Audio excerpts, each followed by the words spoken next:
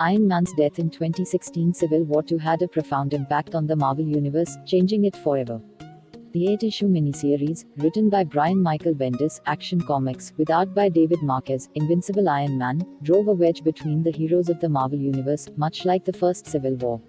And after the dust settled, several heroes, including the Hulk and Captain Marvel, found their status quo forever altered. The first Civil War, published in 2006-2007, focused on ideological differences between Captain America and Iron Man over the Superhero Registration Act.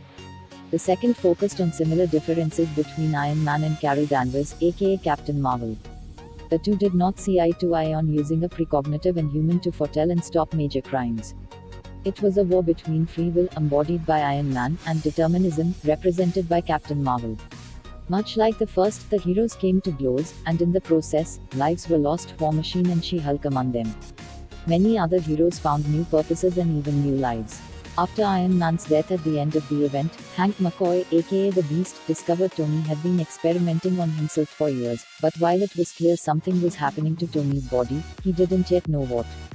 Iron Man's passing meant someone had to step up and claim the Iron Mantle, and two candidates emerged. 15-year-old Riri Williams took the name Ironheart, supported by an AI copy of Tony, while Victor Von Doom briefly became the infamous Iron Man, trying life as a hero.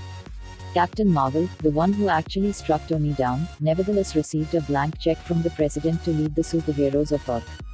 Finally, outside of Iron Man, no one person was altered by the events of Civil War II more than the Hulk. Executed by Hawkeye after Captain Marvel's Inhuman charge predicted he would kill the Avengers, Hulk soon learned that he was functionally immortal, and his Devil Hulk persona emerged and began enacting its own twisted plan to fix the human world.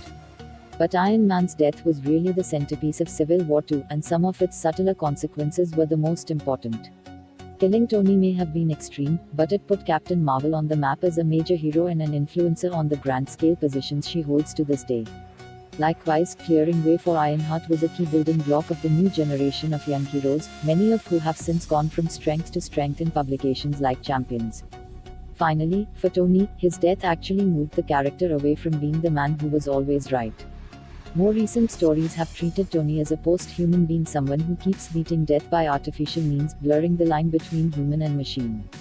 In having Stark literally die from his need to control others, whether or not he's philosophically right, Marvel complicated who Iron Man is in his own stories, not a billionaire superhero who's always right, but a flawed man who keeps having to rebuild himself after major misjudgments. In many ways, Tony's death represented a huge shift in Marvel's storytelling priorities, and it's only now, years later, that the path that began with Iron Man's death can be seen a little more clearly.